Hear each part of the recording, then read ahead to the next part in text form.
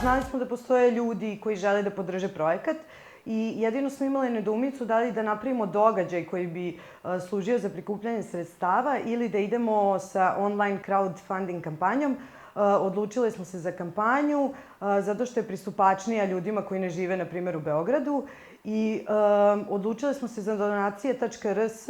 Od početka smo odabrali platformu Indiegogo, nismo razmišljali o Kickstarteru zbog specifičnosti Kickstartera vezano za samofinansiranje i vezano za problem finansiranja u Srbiji. Odabrali smo platformu donacije.rs, a možda zbog toga što smo za tu platformu čuli. Znali smo da je domaća platforma u pitanju, nekako se nama činila najlakše dostupna. Izabrali smo Indiegogo zato što je on bio platforma koja je prva, jedna od nekoliko najpoznatijih. Napravljena je da se lako rukuje i da se lako donira na njoj, ali glavni razlog je bio taj što koliko god prikupiš sredstava, ako i istekne rok do kad kampanja traje, ta platforma ti isplaćuje sva sredstva, dok neka druga uslovljavaju isplatu time da se cilj postigao. Indiegogo je jednostavniji zato što može da se pokrene iz Srbije, dok za Kickstarter je potreban neki posrednik koji ima firmu ili račun u Americi i u nekoliko zapadnoevropskih zemalja. Video sam da su daleko uspešnije, do 10 puta, kampanje na Kickstarteru. Tu jeste izazov veći, veća i konkurencija, ali smo izašli na crtu i to je bio glavni razlog zašto smo se odlučili za Kickstarter. Najveći izazov nam je naravno bilo prikupljanje tih sredstava, jer nekako uvek postoji određena doza neznanja oko toga da li ćemo skupiti određeni cilj koji smo sebi zacrtale, ali kako je vreme odmicalo i kako smo mi videli kako pristižu te uplate, jednostavno taj naš strah da možda to nećemo postići je bio sve manji i manji. Pa najveći izazov je bila sama priprema kampanje u onom smislu da skupimo odgovarajući broj mailova, ljudi i sigurnih kupaca s jedne strane, s druge strane da svi elementi kampanje vizualno pakujemo na način da to izgleda što je savršenije moguće da to u stvari završimo. Šta izabrati kao najkraći mogući slogan u one 2 rečenice koliko dozvoljava Kickstarter?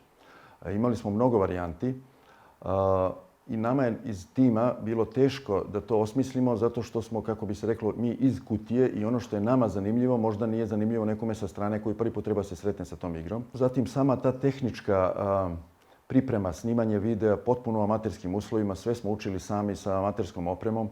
Naravno, to bi moglo da bude i dosta bolje, ali za sada snimamo onako čime raspolažemo.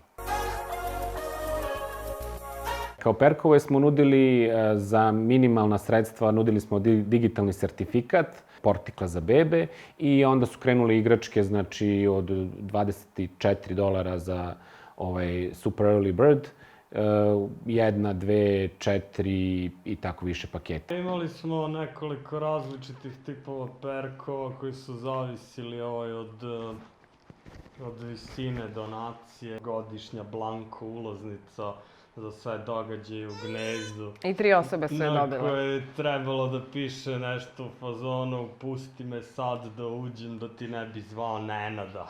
Osim toga imali smo neke zanimljive stvari kao što bi na primjer bio logo ili potpis na primjer na Lazy Bag. I sad znači ako on dođe u Gnezdo i neko leži u tom Lazy Bagu, on može da mu kaže druže izvini evo ti ga logo, znači to je moj Lazy Bag. Ja ležim u tom Lazy Bagu i ovaj mora da mu oslobodi taj Lazy Bag.